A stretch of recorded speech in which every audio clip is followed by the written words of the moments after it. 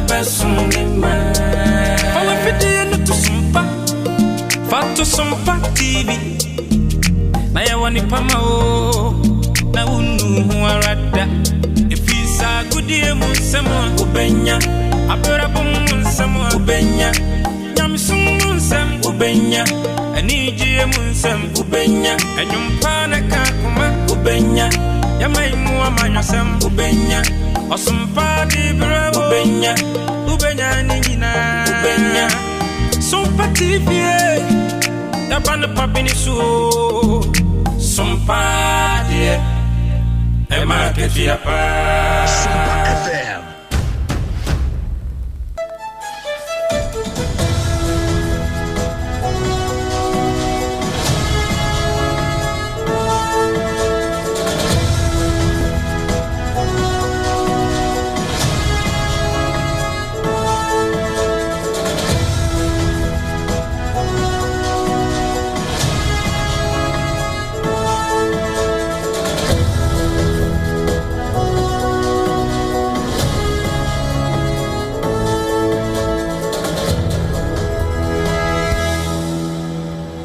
Pramo Atun Almighty Aseman Ghana aha eye Sompa 106.5 FM Accra.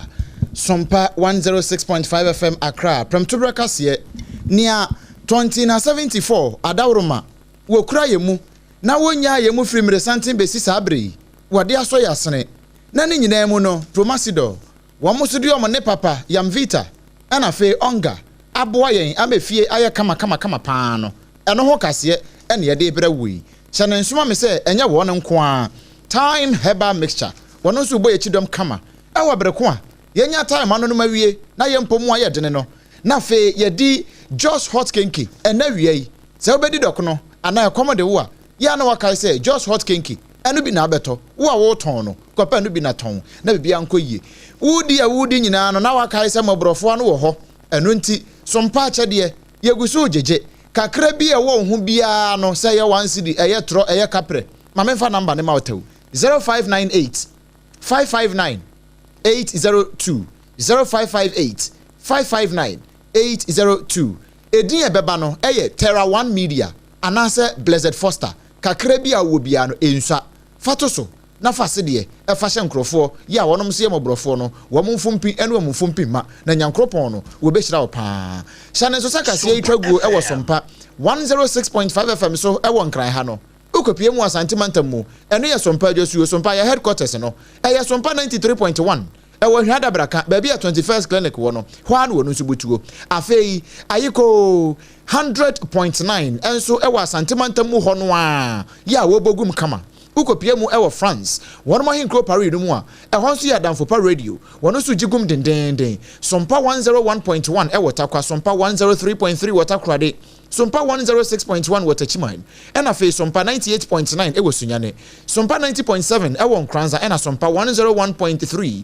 enso ewo doma Kingdom 106.1 FM Kingdom 106.1 ewo mankasim ya ono so jigum pa udi ko da ne so no ya hwehwe ba bia radio fo ne gina no wo behunu se Sompa FM ye kura Captain Amband no kama ya ye bagum kama pa afei Facebook ene TikTok ne so no eye Sompa 106.5 FM Accra ye ginam eye akofolo like na share na wo bia nso nya bi afei uko YouTube no nso a eye Sompa FM live eye ana no nso wako like no follow na bibia tumi aye fine afei www.sompaonline.com nso ensem wa betin de no dodo na gu ho ai bisan ka ho na watumi akwa kenkan eye akọ Play Store ana App Store na ko download Sompa Online app no Sompa Online eho utimi hwe ne video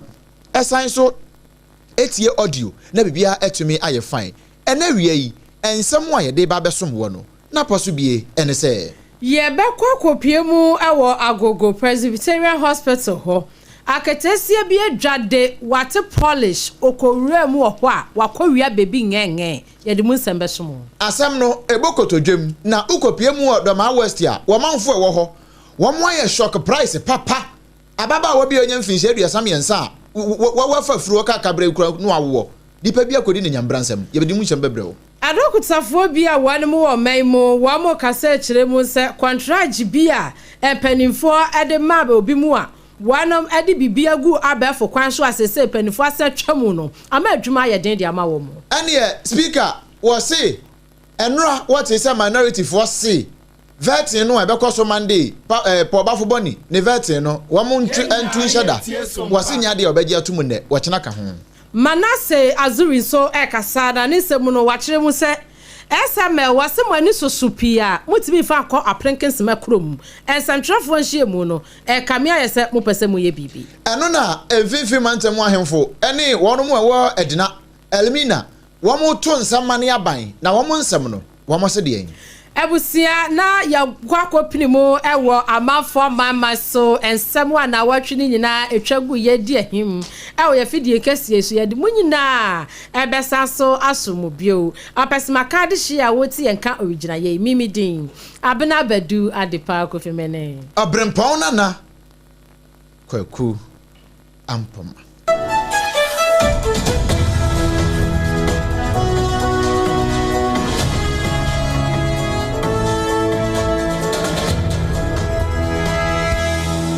Abusia yada se yefi original yakase na se ewo SOMPA 106.5 FM Accra ye ni affiliate no ne nyina ede ama ohia yen ewo Facebook ni susisi a na ehwe emfonini a mebeka ho asemi eya SOMPA 106.5 FM Accra like page no no ahye ama foforo so enya bi ahwe akatesia baako a se empanimfo ehwehwe mu a na kire se wono kura no hye dan nyini yesa na wanum se okwawo so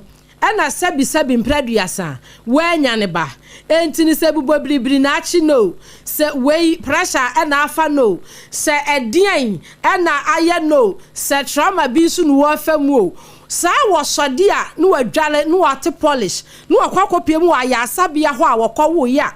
wanya ne ba no no akwatena ho anya wokwohwe wo mo agya wo mo so akwa wo so obi ebe su nge no wahwe bia no de ajeginani no wasode na upie mu awo Presbyterian wo mo aya sabia kese no ne yaban de ye no ewo agogua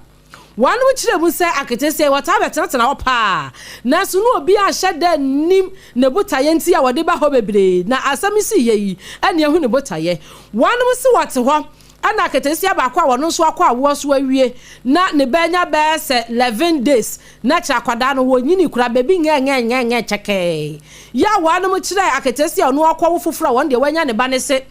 niema baako ni mienu bi enkwa yie wo ba ne hunti saifa ne bra ayasa bia ne wo ne pane fa manja shin na aketesi esi wakwa ye se jalaida ho sadi ayasa bia yakwa ye tena bench so bo te next sadi nurse fo no be frɛ no frɛ next na chase wa adu so de bra na aketesi anse watena ho a next ni nu ne so da enti na kire se e wase osade no okwa wiwi sadi amofra ne be ka no okwa wiwi aba enti wo hwe ne nsabonkum so no na aketesi a wono so address fine atene nkyɛn eno ase ye mi hu se mu amakwa awo so se na manya mo ba na mani agye amamo na me de mba manya mba eno ase waka kire ne se kose nyakopon ebe ma obi ahyem won de onim sanka agya ne nua na wanya ne ba eno waka sasemi de akyeche ne wure enti opeso wokɔ wiwi nti wade ne ba market esi ese sonimu mame na me wiaba akatesi esi wade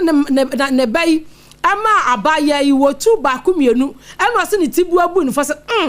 we oso abawu ye ya wanya ne ba ya de bi osi ye ahwe ya wade akora ne bedwane ampani ampara otido wasana chi ba ya akwadai ni ho yene dia ne ba ayira ye ewa agogo Presbyterian abaya asabia edi nkomo ba ho me be wo ye nanu to ye na wotwe enti me ba ne ka se Friday me no me wonu pare ye ba Friday na ye ka se ye no de na disu ti aje metu ho tina no Wednesday ne yi me ne ka se ne Friday me no me wonu pare ye enti me be do anu musie na ya hwe me be no ote ho ti me no ba sira me wo na ye di bi wonu se onu so bi kita ne die se ne ye ne fe na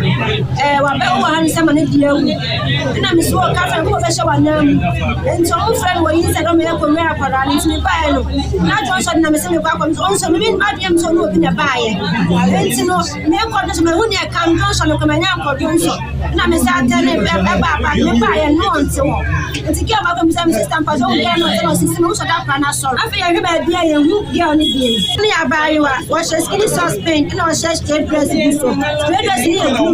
flower. And again so she straight dress black no she kedi. Black and white was so. But body TV ni gunu ho. 1 week 4 days. Why koko 13. Young get to send me. Ba me ko na me buy. One friend, police one omni commander le kasai. No so mo ye ho adu. Enti the baby thief. Ana ya ne victim aketesi a wono akwa awo so a wanya ne ba. Ekobe na watwi mienu so wode akwada ne kwa ya asabia ho ama nurse fo ahwa akwada sanse wanum kirem se nani aye yellow nanumu ana aketesi a wono address fan fasen so aketesi ne da wode akwada ne ko wanum hwehwe no na upiemu awa agogo district commander me cheposi adwumako ni fan no elho ASP John Dankwa wanu so kiremu ekwan ya abaye yi asese hwe Facebook ni so a wasuo manani ayese kokokokokokokokoko wabaye ede ne nsam abeto wo manim onya abotre abedi ensam de be make sure se be bia nipa ne hye bia no ebe hwe na yensa kan na emra ne de be fa ne de na famra kwan so de be ya bibisa nye de ensam wa say na kola no hye friends skinny dressy as a implant edition. The edition has a socks share no say no near pink. And friends or sanche friends Atalia as a green color. And I say nipa no so or Georgia or the akran man no so also was a street dress near black and white. I was not bonnet rasta no say shada nya de enye tintin bia sabet wabo ema as a konru and as a rasta no moka no e be no abo. Na also mo check CCTV camera so mo hu say nipa no de akran near the AP main gate to hono no. Hospital for no kwhwe omo camera no mu no mu hu say that particular description no lead no description of mine no mo hu nipa bi sa o de akra na epie free omo main gate hono no in terms say so for now information aye den yanya Etino said the ASP John Dankwa Agogo District Command no wano ne pani a oya commander elho posi adwumako anim ene okasa eniti abusua se hu aketesia bi a e wo mpatamu nu okuraba na akwada no aketesia ne so oye baby girl na chese wo yakatu akura na uhwe na aba na ekura na nya ne ba na wa maposifo wa mwaso atisa se ga ni su anu wosu wesu sa asam no ayare ho na awrahosemi yegusu gina mu na baako de eno wodoma west mensin no mu ewo bonomantam mu na ukopie mu ewo kro baako a ho no eye farming community ye friend say ya wusu krom ewo doma west ho no asem kasie bi asi aba wa wonya mfinhia aduasam yensa dodo na adiam de nim no aye hega afafro aka to nabro na hega awo na womu nim ba bi a wo nu wo kro ene ba bi a wo firi womu ko to say na emu eda ba bi a akoya woro ho sempa nipa bonifo bi adi ne wamim na hega yi ukopie mu wo sampatam ho no a chese woni obi a ye fine chese wonka wo bi bone wonka wo bi hwe eno na nam so a wo mu hunu ade kode potin ye koba ye nipa bi ekodi na mimsa eno na sompa kase ye bomodin abo prin onimnyamfo Adama Aziz dodo na friend kanafia ya wono eye assembly member ewo sampatam ho ye ne bon komo ene yebusan so nabo asem a yatie yi wankasa wati bia senate ye boye nkyeremu na mo etino mo wana mi yako ya usiku amini na wapeni bana kwa sebo elisemema etino ndio ayeko ni chimbe adaye ndio na renelo kwa na ndika kwa watu kwa na media ya serikali ya ndio teteketa kwa ndio polisi na ya okoro na tu ndio ya haisi ya wana kwa ni pana na wanda iki ana ndio ka mtu ni bala elementa ndio yana akamia mwanamke ni kitu ndio watu ndio hatuna na kulipa so ile na wadama na mmoja tumeni aina shughuli na kusema au ni na kwa na kwa na ndio tunaona we honorable Aziz Adama kanafia ana dodo na ade frɛ no Esuopri West eho anwadi na assembly member yewie yepe ene yebusan so honorable ni asie pa de na abeka de atwato bi no se da bi enye ne atwato nie ni ayebeka ne se bambofo emo mo homene so pa no mo pa tentrene emfema hega we should probably kra eyebi ana business bi wo wa beka sa wo ba ho e to ma for na wo ana ni ma sorry no pa ni this is not the first time because there for quite some and because it's so ya be ya ma ta to me and so na attention so that you ta o bi en to the dia ba ho ka e bi ni ko mo bi ta mo na to o bi ni to the dia no bi also tam be ko bi ba ko da ni na after school ni ba ana ne kan ni ma na anything la de so ba e ni na de na na ni abre tan se o ba do ma westa ka ni na tan se ni ka ni ni abra a to ni do ni da ma ni ka ni de ni si ni a ko ni a ko dia na to ya ni bu ya su adekode potin ye koba ye masa awrahosemi atu ya usukromfo no de e ba modin de akire apatentre ne e de ma hega na ni kunu ya friend say elder bright de say na ni bu tukoto mo jempa ne mani ayeti ye eye honorable Aziz Adama wa wono eye assembly member ewo Esopri West ewo Doma West mensino mo ewo Bonomantam mo ene yete ne nka no na sai ya wo ho na wosoani a wono ohye omayi ya pomudimu ensem so nyamfo kwabena minta kando se hwajabo so mra hye bedwani no wo ya ensem twerefo nhye mu ewa bra wade na hye ya no ebepie mu etesetese mu niama warum dia gugwa kwa mu dia wo maye sofa na anumu anu oka bibi efa lightwave health information management system lightwave health information management system eye adwumaku a wonom ade ahye ya no ema wo ese de bibia be copy palace nti na upiemu ewa ya sabia huduo mu a wan fa folder ankokora ye hwe da hu information papa bia wan fa bibia enwu abefo enti ye fa nse ukọ ayasabia ewo legon na ebia sada no wakwa akopiemu ewo ebia lejokuku na akoye a unkra folder kora ubi bia wa system no so dada ye be hu ni ahwewo na wan mu kire mu se wamodi sa contract no ema sa lightwave fuyi adwuma wadum ye facilities yahodo a wamde sha wamonsa no wamahuni sa ankoyie entini yatwa sa contract nim na bro no nyafo kwabra minta kando edi nkomosa no na efie ya na chese mpanifo kra kire mu ana sesei adokutafo ana afa wamo hwa ayade awa ya sabia hodo mu wo mayim wamo sa adwuma na yedin wamo se ba se emfinhia enumu a wamo hyase edi sa adwuma no abefo kwantempon so obi ba ya ne bibia herem obo ne dia no anta wo asa information na anu February wadi ebia kwahye kwa na ba ha afebusumi wemu ebia wadi tuberculosis na ba ye ni nyina dro we ne de ma no we fa hinkosi intina ekyerese bibia copy palace ya na sa na aboa wonom na wonom twa lightwave health information management system wonom contract ni mo no besa na watwemi ensanie data wo mu yusuo ede nya wo mu yusuo hirabasa ama adwuma na ye den ade ama wonom upiemu e konfo anoche abaya asabia doctor Penia wono oye nephrologist wakasa akiremu sesese ni de wamo di exercise books and edi dwuma e wa ya asabia hodo ni nsem. And we had to virtually tell the patient that, listen, we are unable to assess. So those of you who have ever come, you may have to go. And those who remember your medications, then we may have to now write your own medications. Now the question is, I mean, for me as a nephrologist, whatever has happened to your kidney function, whether it's improving or getting worse, I will be able to tell if I'm able to see what your last lab results were. And now even if you present today and your creatinine is say 200, the question is, I cannot be hard on you because I don't know whether you have come from 300 to 200 or you have probably from 100 to 200, if you understand what I'm trying to say. So the difficulty is the fact that if you don't have the record, you will not even know what you are managing because you don't know the diagnosis. The diagnosis is not in our head. This is on OPD basis. Let's come to admissions. It's even worse.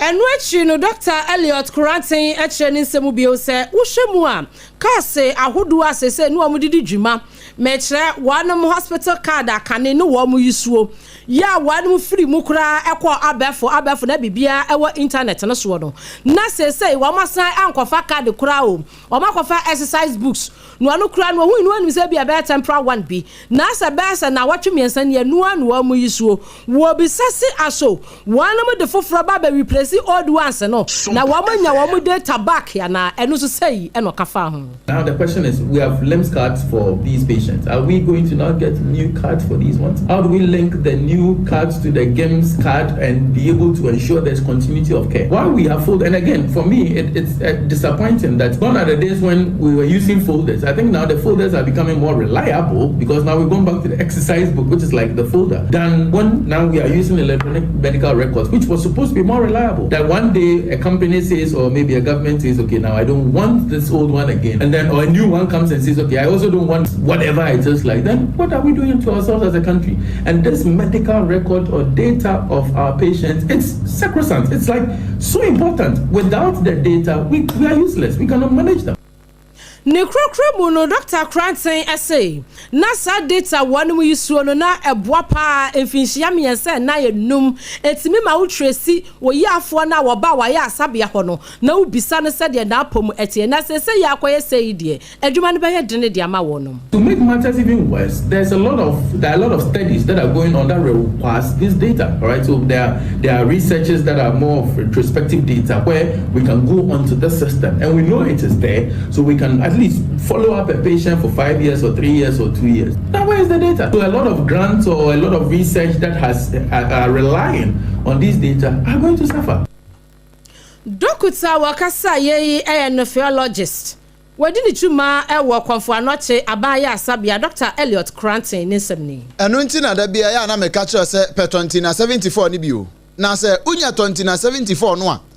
Eno na hohoro moja no mu ma saa ne ma we aye kan nyina no ebi ma wakache ma nkwa ya asabia e ma ye nkoye saa light wave ne hwa wave ni bi nkira wo no o 20 na 74 no eye nananom dudo no a wamo nom wamo nyini che na ede wo free ade mu no eno na ene ye di DH ede aso kama ama FDA nso de stamp kese ya boso se panyan ehunu se no kore yade bia e wo mojanum ne ntine mu no etimi yi ede free mu na wo ho etimi atopa 20 na 74 ana T74 wobi o ha ekuro tonwa che ya mponti besi kwasi manim do na ekuro na enwu ye mesrew 20 na 74 bebo pa wona asetatai wadi mu apegyepegia 20 na 74 be ye afiri ho e wabone me de na kwaye nsamawa da bia na esiwu so ubo wasa na abokura sa hyehyew uhia 20 na 74 wo de no eye prostate enlargement na aba so wobi kasa na nkabo na ifiri akire ba ye nanum ne bon na emom eye kro na aba ne tirim 20 na 74 ebetimi aboa wo pa hepatitis B and C eno so betimi aboa wo na yi de afiri wo so mepacho enya na ewo pharmacy ne herbal shops nyina mu enya mopemfo ba wo makoda nufo na akoda wonya mfinhia dumie no opedodo atu a okanshi drug line fo ne kirem wo ho afa Kumasi Ashtown Kolina ke ba so du ho abenya biato na ye numbers a ye de dwuma no eye 0246 073 498 0246 073 498 and answer 0501 628 931 na fe one yen abo enkomo na bibia nso atimi akoboko ede amawo afei migusu se wokase a kire wo se sompa a kyede no yagusu bo won kaye sanse nia wahu mobrofo mobo nia wo kakra a wodi bidum mobrofo no nyankopon so de bidum no esanse da bia atwa no krenko dikan akadeda se nia wahu mobrofo mobo no nyankopon so hu ne mobo unya bia na wudi na akai se mobrowafo no wo ho eno ntina sompa 101.1 I water chima and a face sompa 93.1 ewo Kumasi sompa 106.1 wano and a water chima and a sompa 101.1 ewo Takwa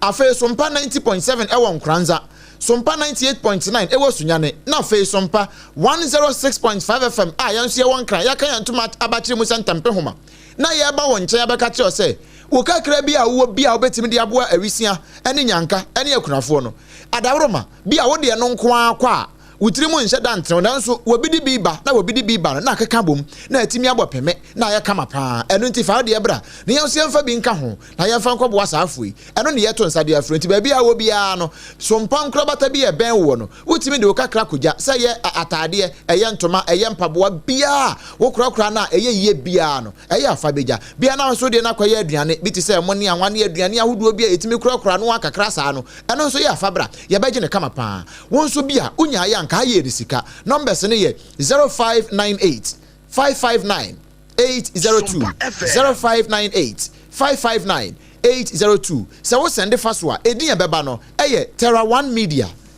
Media anase Blessed Foster eno eni din a ebeba na won so kakra bi a wo no wo de atoso na bibia atumi aye fine ye to akase no eso na ye to aso a na ye to aso e wo Ghana mrahye bedwafie enrada ena mrahye bedwa no won ko asetena na dom kuma no wo motene ne eye Osahene Alexander Kwame na Afanyamakin efutu mrahye bedwani wogina simpie ni apaso ena wosio miwura woti adwam we ade ba ko bi koso na eya nyame yadom a agina atuna chi juoda yi ena ebe hyase wo mrahye bedwam vetting committee ne kwatena se na wo moto nsafre ye minority force ye mra nya de ehwe kra ebeko na emu nchemu ne se Justice Paul Bafuboni ya ampani aboni din se yentoto na no na wo meye omayitemu afo pani no wono ankasa mu no ne ho nsam wo koto ye nsam no kra no ye nya nkanwie ye kra na asam wo koto ye nkanwie ye no ye si den ko ye ho vetting na emrahye bedwam ho no with the business statement, invite us to accept as part of the business statement the vetting of the nominee on Monday the 10th of November. When he is aware that the ECOWAS court has scheduled the 18th of November for the ruling in the matter brought before it, what does this house want to hurry to? Why are we in a haste to render the outcome of the case nugatory, otious, to deny the woman, the Chief Justice of the Republic, her right to occupy her office? Public knowledge that the learned Attorney General has so far even refused to file a defense in the matters at the Supreme Court. It was only last week that he filed a motion for leave to file for extension of time to file. Mr. Speaker, all these are happening in this country, a country of rule of law, and Parliament would want to shut its eyes on this. Mr. Speaker, in any event, the man empowered with the mandate to empanel the courts is himself the very person who has been nominated, and so far, whereas he was in a hurry to empanel the court to hear the injunction applications, none has happened in any of the 6 cases. For Alexander Kwame na Afanyamakin ene yete nkana wakasa wie yepe ena adom kase ne so na anu ni eye onimnyamfo Mahama Yarega wono so de kakra kan no se eniamokan. It is neither here nor there. Parliament no wogina ne nko wo ye na adwuma se court nso ye na adwuma de nti na wo se yen ye adwuma wo se ye no court de ebe sankra mu. The constitution is clear that there shall be committees of parliament, and that when somebody is nominated to be a chief justice, this parliament must give approval, and the internal processes of this parliament is to refer that nomination to the committee to do what we popularly call vetting, and then present a report to us for us to consider and then approve. So a referral has been made to the committee. You are saying that there is litigation in the court regarding the propriety of the processes relating to the removal of the Chief Justice, the previous Chief Justice. And because there is litigation regarding the processes leading to the removal of the previous Chief Justice, this Parliament should not consider a nomination brought to this Parliament, a nomination which the Speaker has accepted and which he has referred to a committee for the committee to process. And I once again draw your attention to the fact that the same Supreme Court has said that in matters that are primarily the responsibility of Parliament, once Parliament starts dealing with those matters, no one anywhere can stop Parliament from dealing with those matters until Parliament has completed the process of dealing with that matter. Enkosi samra shebe fie be na adwuma ba wie no wo bia ni ho a obetimi ne hwene ede ewurawura mra shebe no wo mo adwuma mu onimnyamfo Mahama Yarega ne nsem no wo wie kura no ena Speaker of Parliament wono so twa ba hwe ano ena wo che say asem a minority for de ba no de nya de a wo no wo besom vetting no nyame yadom adwoda bradwo ebekoso. There is no constitutional or standing order basis for Parliament to hold the process simply because there are pending cases in court. Should I accept that argument, it will mean that any litigant could hold Parliament hostage, that is, file a case and freeze the work of Parliament and its committees. The motion is inadmissible, and same has been returned to the sponsor, the minority leader, Honorable Alexander Afanyamakin, as stated clearly by outstanding orders. We aye mrashe bedwamu chiamehene onimnyamfo Alban Sumana Kingsford Bagben enrada mrashe bedwafie de ekoso ene de na eche de ama woi. Ebusia SML deal ene GRA ene finance ministry no wanemo ensensem aye pinso na enra wanemo nsem twerefo enhiemu a wanemo fra yakora aye se wo mo de krata akwa aban mu se wanemo so ensem a wo mo de ba ye no wo mo ayi paragraphs bi ensemfo bi ewowo mu a eno no ye wo mo so nyina so a wanemo sre o manyi attorney general ne o mapani se wanemo hwa no mo machire na wo mo sre wo mo de krata ne aye nsre no mo di kan ede koye se won behwe na wo mo aye hu bibi ede ama wo mo nse wo mo sika bi kura wo mo ni adade na wo mo hwentua anya saade a na dot etwa so a na opani a wo kasa hu sesei eye investigative journalist Manase Azuri Awuni wone semtrofo edi nkomo no wasi ye aban wose wo ka kira mu sesei ka bi wo ho na wase mo gi free wan mu a wamo agiji sika ewo mayim we bia ya mobilize ye sika nkakrakra na asemesi anobenten na one ho anase adwuma koi na akodi ne ho a aban yire ho na je na mema ya announcement keke ese ebia ya twa contract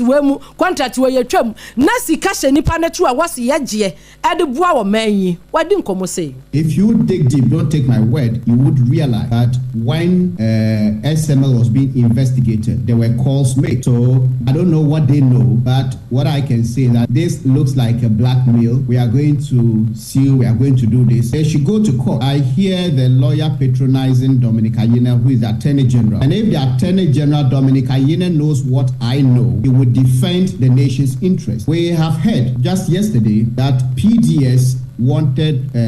some huge sums of money from the state. After the cancellation of the contract, they got none. So it isn't every time that someone's contract will be cancelled and the state would pay. If there's money to be taken, we have to take it from SML. This press conference looks like a blackmail, and we'll go to court, and we've done this. If you have good evidence to push for any payment, they should proceed to court.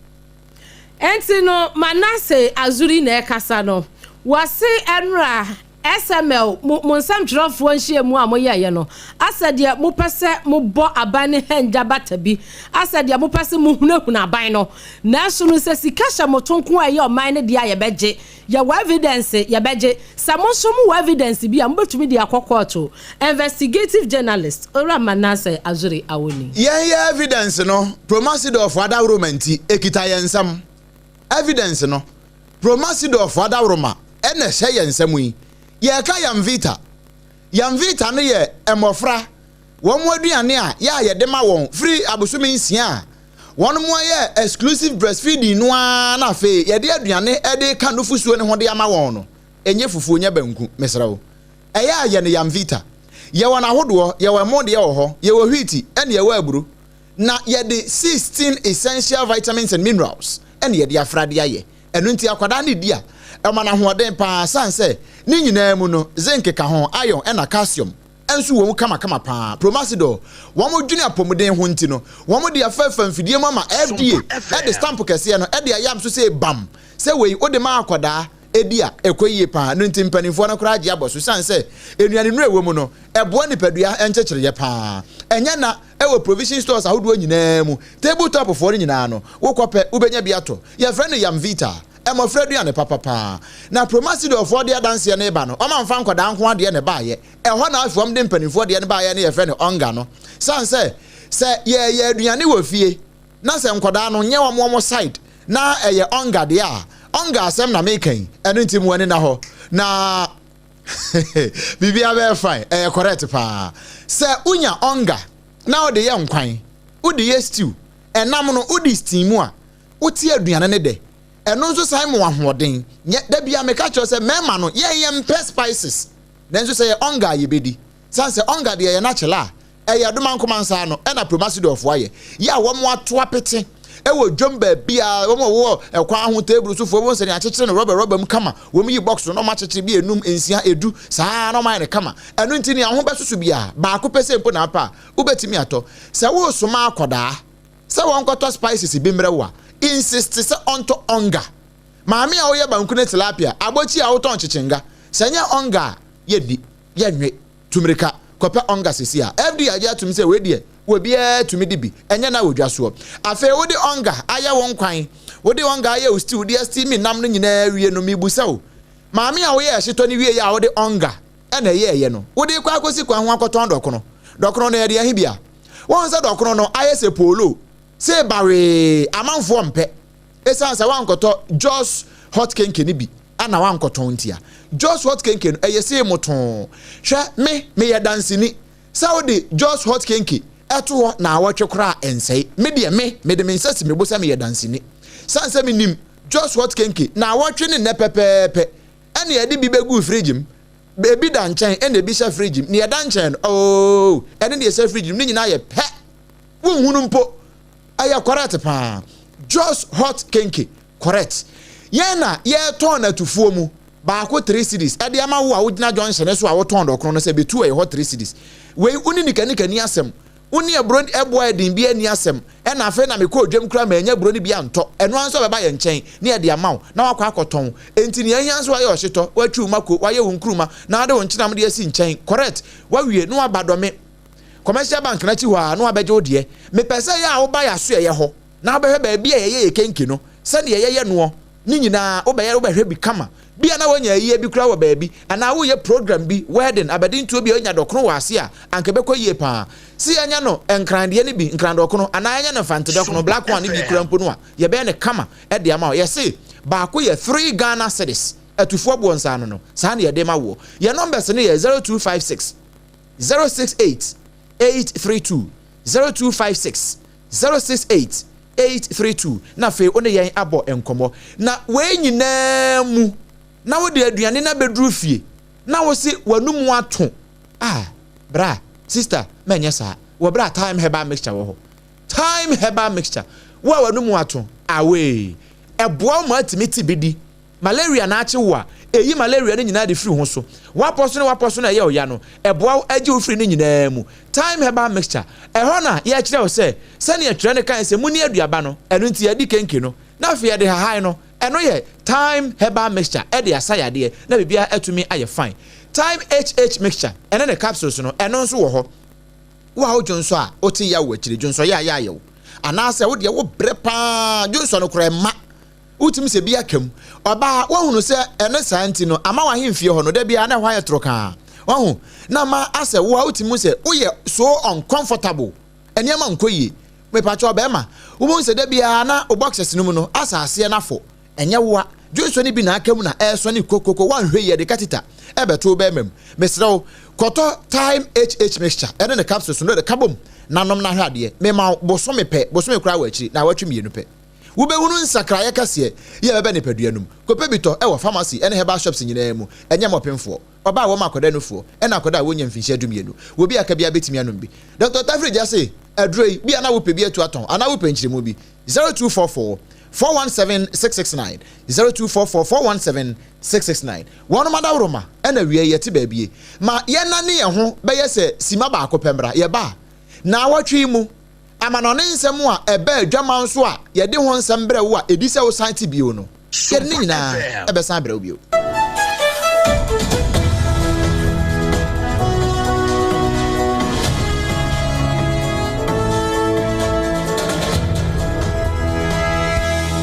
to me chenya oba eni peche ho ana dio bedachi nanso ubitimi aboana manenya pomodin free ni mofrase Yamvita ye de milk papa bi ni nutrivi aye ye nkwada ediane a eye de na ahodi a ewo mu no bo mofra pomodin anyo impeni fosweni chopa mawobano apomodin free ni mofrase Yamvita gumo hodo bebre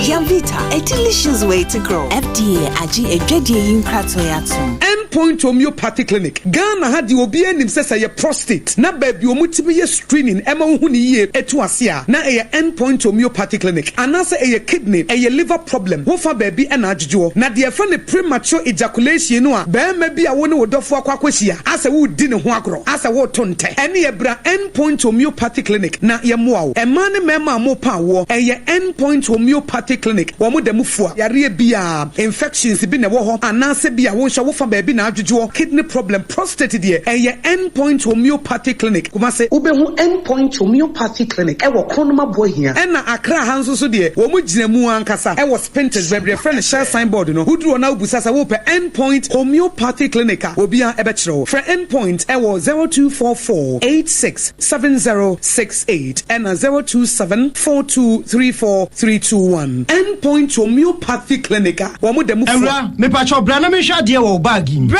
adan ɛna nso biem time heba me hyɛ ya me ka sɛ yi baako yi ane wayi me yɛnsɛn bra sɛnea time heba me hyɛ asia gyimi ne me fiefo ɛnya deɛ baako ɛbɛso yɛn we deɛ wodi sɛ wofa ne nyinaa time heba me hyɛ me ka sɛ me di ho adanse a heaven ɛna de mɛkɔ akɔpie enti sɛ malaria wadroa ne time heba mixture ɛnyɛ ɛnu nko o deɛ nanum ato a wɔntimi ani die no time heba mixture duro no ɛna ɛyɛ ma wo ɔba a wafa afuro deɛ wɔma akwadaa nofoɔ ɛne akwadaa a wɔni mfie dumienu ɛntimi nom aduro yi bi sɛ wobɛtɔ aduro yi bi anoma hwɛ sɛ wakɔ hospital anaasɛ lab ama yɛhu sɛ wowɔ atridie malaria yi bi ansa sɛ wopɛ time heba mixture enuro dodoɔ atu a fo ani kyerɛ KNG Herbal Center ɛwɔ Emrom Abidjan House ana baako so wɔ Atonso Monaco Junction ɛno akyi wobɛnya bi atɔ wɔ over the counter medicine sellers ɛne herbal shop dodoɔ na emu frɛ 0244417669 kayo set time no ɛyɛ TIME time herbal mixture afi malaria fever bi adane ziba ɛwɔ mu no betu akɔ FDA agye adwadie nkratoɔ yi ato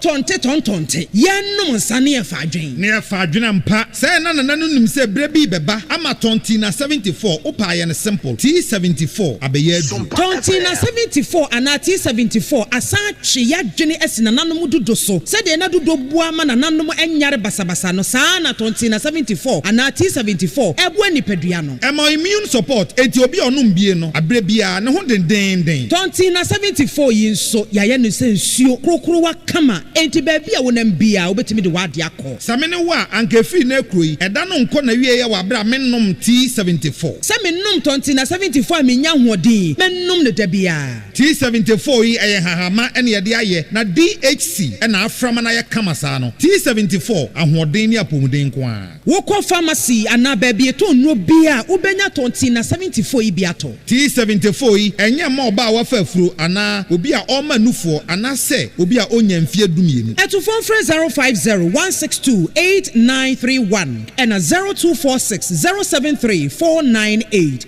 FDA agye adwadie nkratoɔ yi atom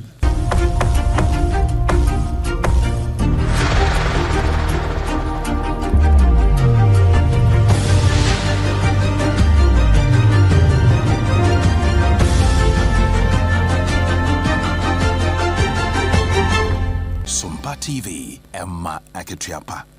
Ebusia yɛda se yɛtoa ensɛm no ɛso na yɛde amanfo aman so ensɛm efiri dwada ekosi fiada ɛna yɛde som original yi na ɛna no adwada no ɛna bɛda adwa sɛ upie mu ɛwɔ Israel one military ex-top lawyer bia one mu kyerɛm sɛ wagye din pa one ɛse yɛakyerɛ no na deɛ ɛnam so ama wɔn ɛkyerɛ no ɛne sɛ one so hu video bi ana circulate ewo abefo tintan fidie so asebio na video ni enya nika na yache eye obi a wo am susu se woye Palestine ya asebio wo am ebro no ede sekan ewo no ene de ekeka ho a na eye Israel wonum asojafo na asebio na wonum edi sadwuma no ewo video nim na sa video no ebeda emontene so nti na ewo se wonum eche wo am former top lawyer ya yeka na asemi na wonum kire no na sanse wono ye pani a upie mu ewo Israel asojafo ni nyina no enka wo pani pa ya nkeja wo mkwa ho ekwadwe adwen na wo ya kire ninti na ho behia se Major General ya wono oda aya asojafo ano ewo Israel ho no ya fat toma wono sutimi fakrata ne watro resignation letter na resign ye no actually na ebi mu hu se wono kra na resign ye no wasan so ayera na no mu ne na to Facebook no so maame resign we ya ni na awotwe ene wo mu kire mu se wo yerai na ebra aposifo amount ye ehwehwe no na wo mu kohun ye no mu so wo ye sound na ne ho ye na ebra wonom ene sompa ye mpanimfo ahwehwe nkomo na wo mu kire mu se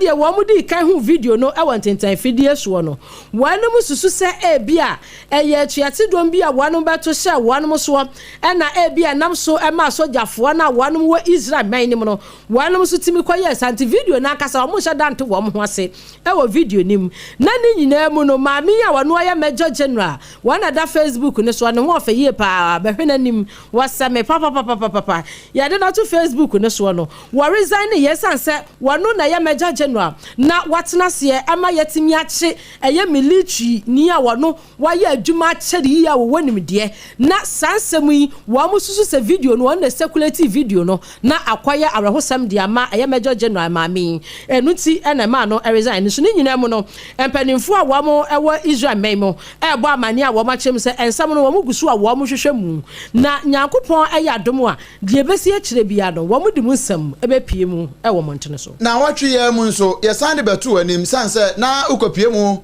ewo America New York City na wo mo to aba ayi mayor ewo ho na sabato na wo mo kwakoto no na emu ade ne pa nipa mienu a wo mu gine mu na ade no emu ayade ne de ama won ba ko eye Andrew Cuomo ena ba ko nso eye Zoran Mandani na sam enipa mienu ntam no America mampani mi ofa Donald Kwaku Trump na watai Andrew Cuomo watai na chi dendenden eho eno wakwacho to X kanai Twitter no so wakwacho to so se he se wo New York City na se wo pe wo pe Andrew Cuomo asemo wo mpe da asemo wo ni choice kwana kwato aba no ma no sans wo no na betimi aye adwuma no na emom wo sanin central for bonko no che se wo communist bi a wono e na wono na e ba run New York City ti se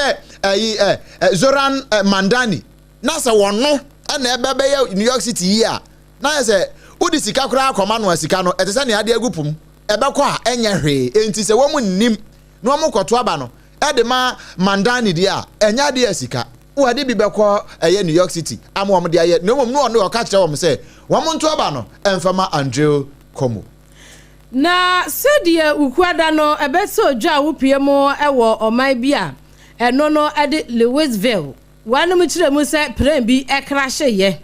ema nipa mako nkono wa muti na nanom siedo na akwaya arehosempa na empanimfo nkire mu a wanam ede ba ye Andy Beshe wono ena ene sompa ye empanimfo edi nkomo wotetefon so ene wo kire mu se sa airplane no wa mu susu se nipa nkono a wanmu ye no na empanimfo a wa mu eye crew members miensa ewo mu a sebio wom susu se wom nyina eti nananum sedo esan se ehye dwurebe ya wuhu se asemasinie anase obentinni na akwaya arehosempa na wonum kire mu no eno om si plane no ebra eseti off wa enke nam runway ni sun kakran na ka epeja ni mu no ansheda anseti off wanwie when hu ya ne se asanso atia ba fom na eye anopa kora bra na be se nondu abo apa minute no edu enum ena wanam Mohammed Ali International Airport ena sa awehu semi esi ye nam so ma nipa nkono eti na nanom esedo na wo mu nkire mu bio no wo se bibia mu no na ewiemu pade hunufo wanam so ehwehwe mu hu se emise enwusie bia na eye tumpa ena ehyase ewo plan ni mu a wo twi UMShine no wo ahu ni ntam anonso wo service plan no wo ahu ni ntam enti wo hu ya ne se ade no aye too late ya enam so eme crash ya enipa enkono wo anim ti na nanom se do wo so di wo de efi Louisville wonom edebai na obetia ye di kambo kase se na no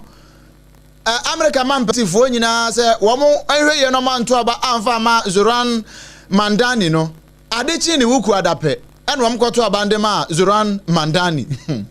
na Mandani ewi ni ye pe eno ase meka bibi na ansa no obekasa no Mandani wono woye Islamic wono ni the first Islamic mayor and as a Muslim mayor and the first mayor born in Africa wakwa akodi mayor New York City ho na wono so kura na the youngest since 1892 ewo America ho no a ewo New York City ho na wo wi ni ye no wo den sem say to Sompa kase anim. Thank you, my friends. The sun may have set over our city this evening, but as Eugene Debs once said, I can see the dawn of a better day for humanity. My friends, we have toppled a political dynasty. I wish Andrew Cuomo only the best in private life. But let tonight be the final time I utter his name as we turn the page on a politics that abandons the many and answers only to the few. For years, those in City Hall have only helped those who can help them. But on January 1st, we will usher in a city government that helps everyone. After all, if anyone can show a nation betrayed by Donald Trump how to defeat him, it is the city that gave rise to him. So Donald Trump, since I know you're watching, I have 4 words for you. Turn the volume up. New York will remain a city of immigrants, a city built by immigrants, powered by immigrants. And as of tonight, led by an immigrant. Enti Donald Kwaku Trump, minim se utie na se utie dia. Ene o volume no, pia kwa soro pa na wo betensem. New York no, ebe kwa so aye ahoho kuro. Ebe kwa so aye kuro ahoho na echechire. Na ahoho nso adi so. Sane na won pese bedi nkunim no. Afedi a won hyehye no, amam. Wei eye Zoran Mandani. Say wono 34 years pe ene wadie ene waba bedi mayor ewo New York ne nsem a wodi nkunim no wode tu dwane bi no na ewiem hyegina bia bese aduanan bi ewo USA mine mu a wonom so ebo amane wo mpanifo a wo mu di wo mu dwuma ho anti transportation secretary send file wono ene ka sei wo sese mpanifo anhwe na wonom anhyase anhyate wonom wiem hyen no edan a said ye womo a ende we say womo so ma shate ne down no womo ahwa no womo a ende a wonom so ba be peja abu anim eyese ufu ewiem hyen ewo US mining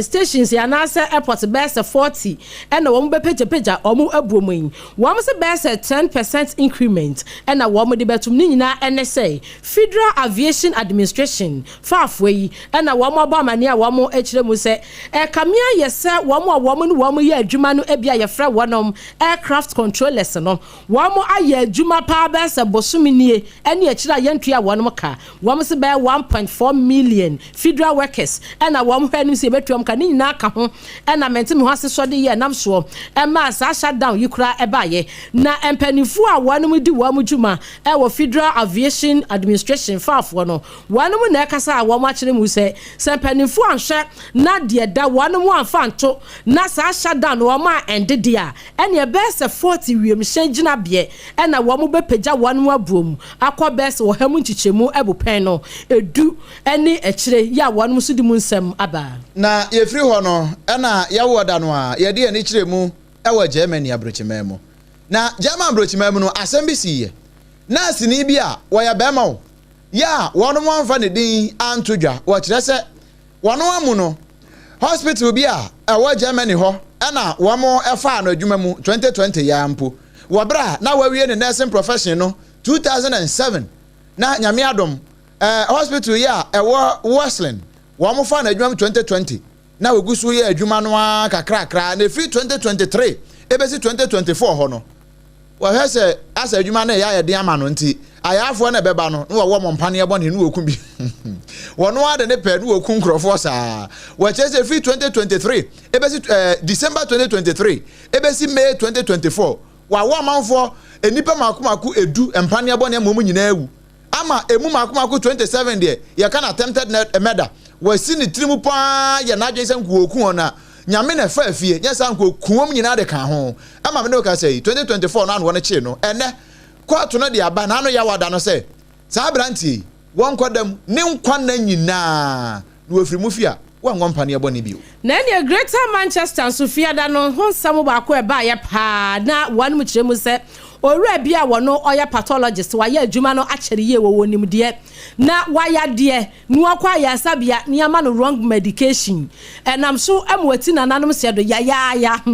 na busia asam na abreho wonum kyere mu say owura yi ni din Adizak Colombek wanum se waba ye na wohwemu a professor pa kra na hwe no na wohwa na enu a wamode ma no ne pane a wamode wo no na enya ne yade ne ho aduro enam so kra ema ne yade no ekeka ne ho obi be se wa shiti yade ne ma ne shiti mo ana nam so a wanum hu ya ne se wati na nanam se do na ne baba akasa wa kire mu se wamo beye de umbetimi bia ne sa ya sabia na nam wo mpunsa so ema wo papa eti na nanam esiedo no wo ni wo madi e wo se wo etimi esi wo moja aka kokura wo ebesi wonom na wo kirem sa ya sabia ho no kura no enye de edi kan nie February 18th wo no wo si ebi kura si ho na se yanhada ante ho asem sa entini we de wo de akodi die ni kwase edidi no ena emusem Greater Manchester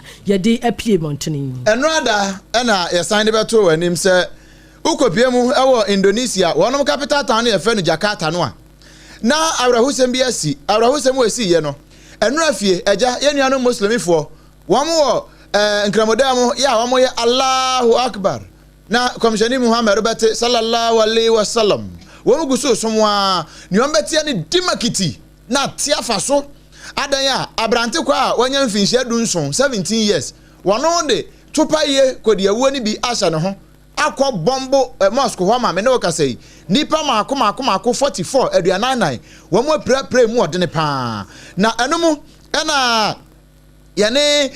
Jakarta City Police Officer anase police chief a friend say ASAP Edi Suheri yane ne bon komo eno wa chese no kure ne ayete yande ye no kure pa na epra no eye from minor to serious injury a ebinum ho ahyehye prepra pa Jakarta empanifo chese abrante kwa no wo match no 17 years but no crow student na woda ya sabia wo mo ye ne surgery na wo ye na jesu obewu a kwan biom befa so a wo bema ne nkwa wo mde na gina mra na no wo befa so no mde na gina mra no ofiri mu fia wa chese nti a wo kodi se nyambransam sa abusia we so na ye gina na ene awia iprem to breka se no yeri ne nyina ede asie hyane nso se eye nwuma kuo bia dawroma ene wo so yas ne 2074 wono gina mu den ebo aye ena fe so mpa achede no enyi mfrim me pa cho eye 0598 559 802 055 0598 559 802 edi a wo de fa so a ebeba no eye Terra One Media anase Blessed Foster fakakra to so na yemfamu ekunafo ene mabrowafo promasidofo e de onga ene yam vita ebebo ye chidom woni nyina no emu bi ani ho a eye na e wodwama so just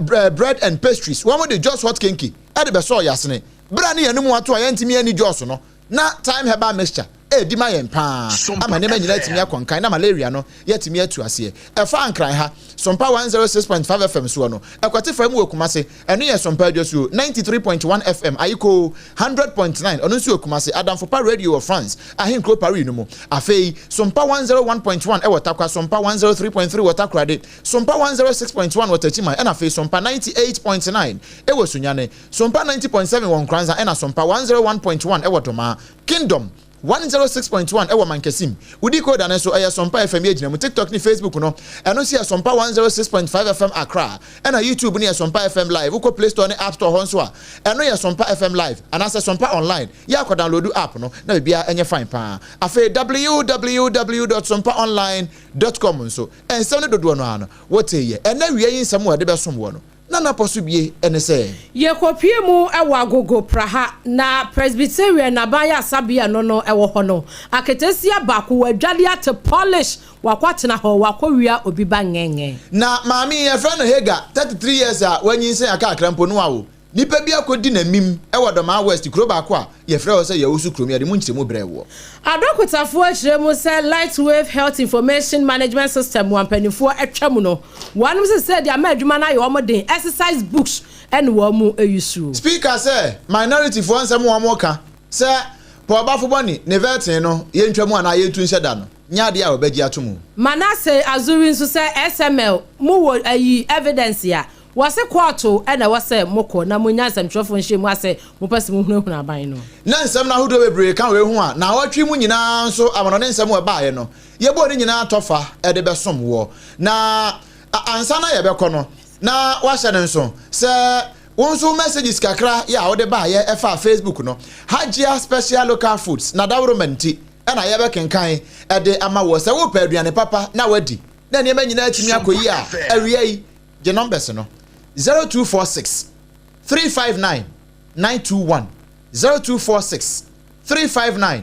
921 enu ye messages no baby a ye kwa akodidie se bia wontime nkwa a obetimi akwanso de aye wo hacho atomic kwan so no transition finfin ho no e hwa na yebutu numbers no so nam de ama no bia wo kọ na wo pese ofre kra na wo ginchirimu bia na obetimi afre na bia atumi aye fine abake and messages no Hajia special adamenti Komesa Pillar 2 or Hanum na wasi Komesa Pillar 2 aka GBC give Bawumia another chance. Wasi let's stop destroying our cocoa farms and water bodies now. And now wadiatu greetings to Hajia Safia Mohammed, next MPP National Women Organizer, hopeful and now Blue Army Commander Honorable Moses Abo next week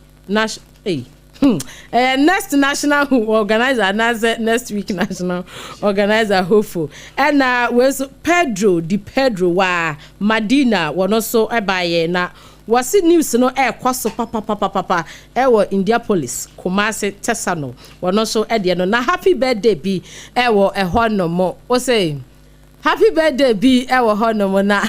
we every na Joa aka time that so Nana Joa aka time that so one ni nuanom nyina wamo emame Obapa Efia Christie why worker ewo Teachers Cooperative Credit Union dunkwa no fe entino anti Obapa o mani nyina Nana Joa aka time that so when o mani nyina se wanom ema wo awoda papa enra ena wunya mfinhia no aduonum 50 years nyankopon ehra panti we golden jubilee ena wudie ya wo mane se wo mo do said ye wusi ehwe wo mo said ye wo ahofama edema wo mo no nyame hira na onto nkwanem o ma no enesi enuanom ne ye obrempon na kwaku ampoma mene abena bedu adepa kofi yan ne ye bebese kase edema wo ye sore so na afi ye de yakọ eja pia pamda da atena se dada